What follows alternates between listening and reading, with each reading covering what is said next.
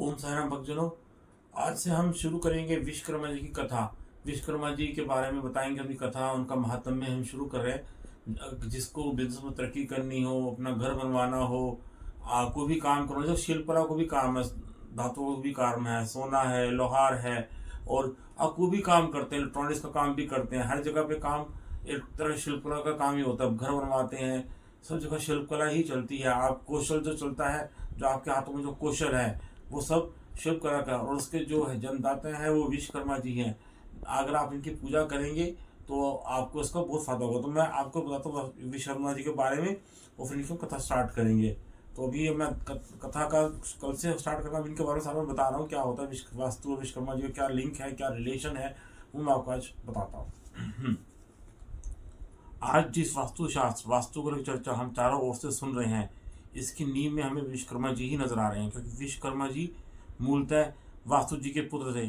उन्होंने जब इस सृष्टि का निर्माण प्रारंभ किया तो इस समय इस धरती पर किसी प्रकार का निर्माण कार्य शुरू ही नहीं हुआ था। इस संसार में सर्वप्रथम वास्तुशास्त्र की नींव विश्वकर्मा जी ने ही रखी थी।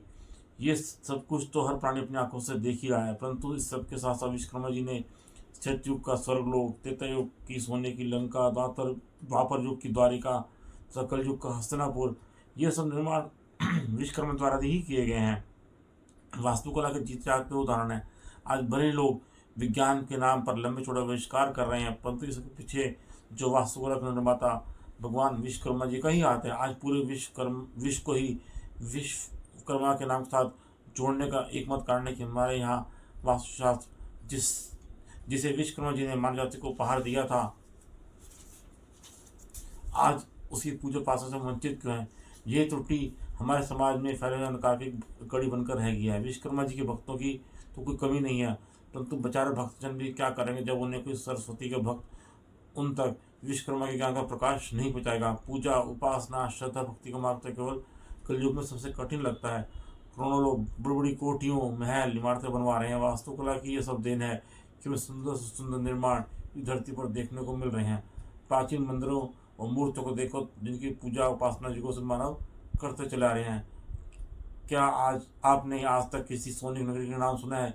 यदि नहीं सुना तो सुन ले कि सोने की नगरी का नाम लंका था, जिसका निर्माण करने वाले भगवान विश्वकर्मा थे। समय के साथ सब कुछ बदलता चला गया।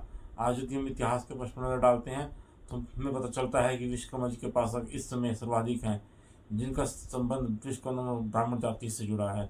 भारत में विश्वकर्मा मत के धर्म के उपासकों की संख्या इस समय बहुत है। इसमें जाति विशेष की बात नहीं रही।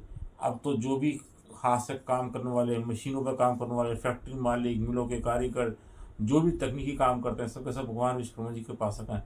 दीपावली के दूसरे दिन ही विश्वकर्मा जी का दिन उपासना के रूप में बनाया जाता है। वस्तुकला से जुड़े सब लोग ही विश्वकर्मा जी की पूजा करते हैं। कल युग में तो उनकी पूजा अधिक होनी चाहिए थी, लेकिन ऐसा शायद इसलिए संभव नहीं हो रहा था सका क्योंकि विश्वकर्मा जी के भक्तों ने प्रचार और प्रसार की ओर ध्यान नहीं दिया, जिसके कारण उनके भक्तों की उनकी उपासना का अवसर नहीं मिल सका। वे पूजा तो करना चाहते हैं कि उनका मार्गदर्शक कोई नहीं है। तो ये थे, मैं विश्वकर्मा जी को बता रहा था। तो अध्याय भी आज से शुरू कर देते हैं। मैं आपको पहला अध्याय विश्वकर्मा जी की कथा का सुनाता हूँ। मैथुन सृष्टि की रचना।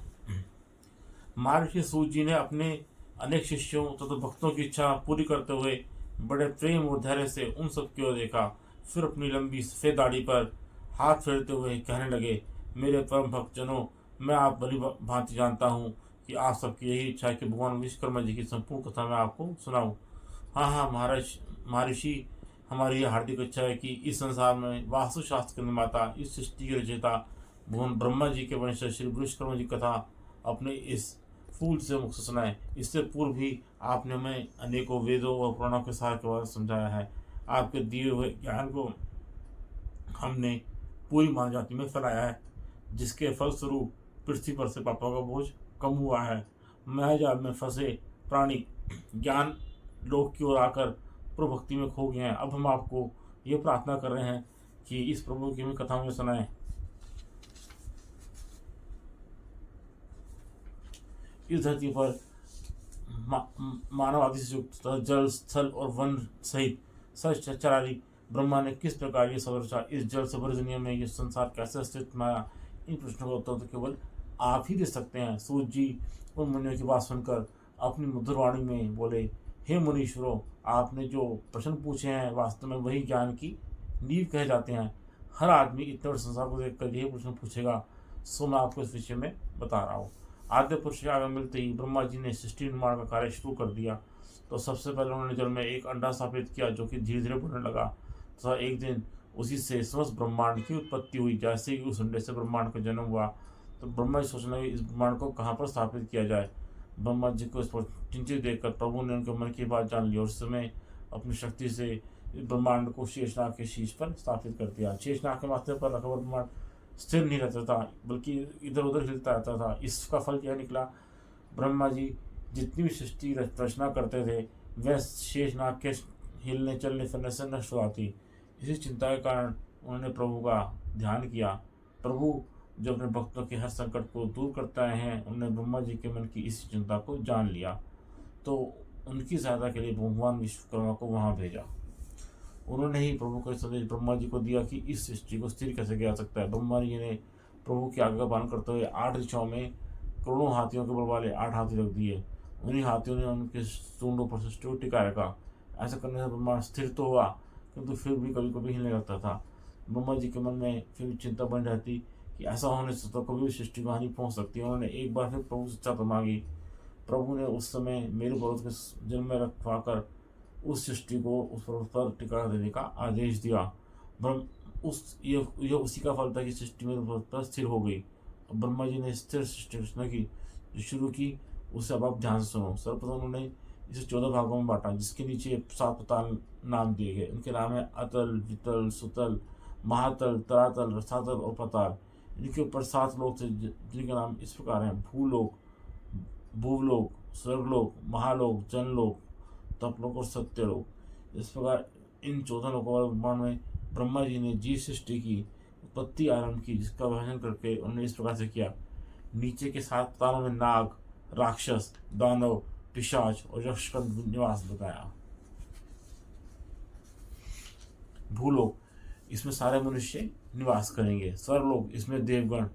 भूवलोक में पितृवास होगा। महालोक में साधु संत और ऋषि मुनि रहेंगे।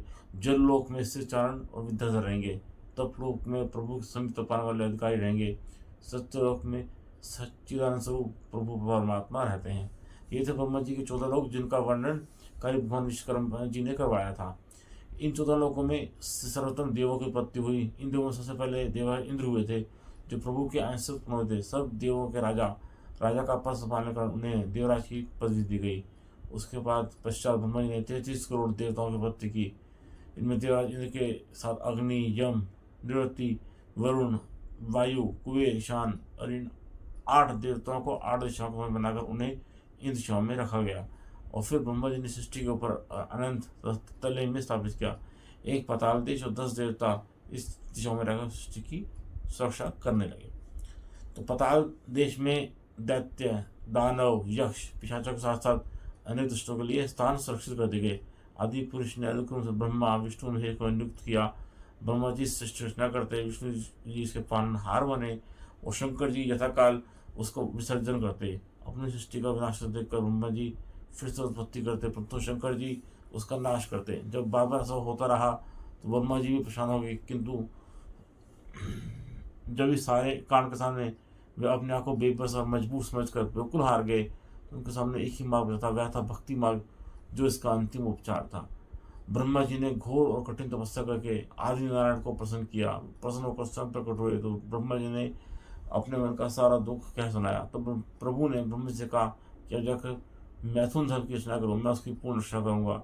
श्री नारायण की आज्ञा का पालन करते हुए मैथुन धर्म की रचना करते हुए उनने नई प्रजा की उत्पत्ति की। इससे क्या हुआ, मैथुन धर्म से प्रजा में अपने आप ही खूब वृद्धि होने लगी। ब्रह्मा जी का मन बहुत प्रसन्न हुआ।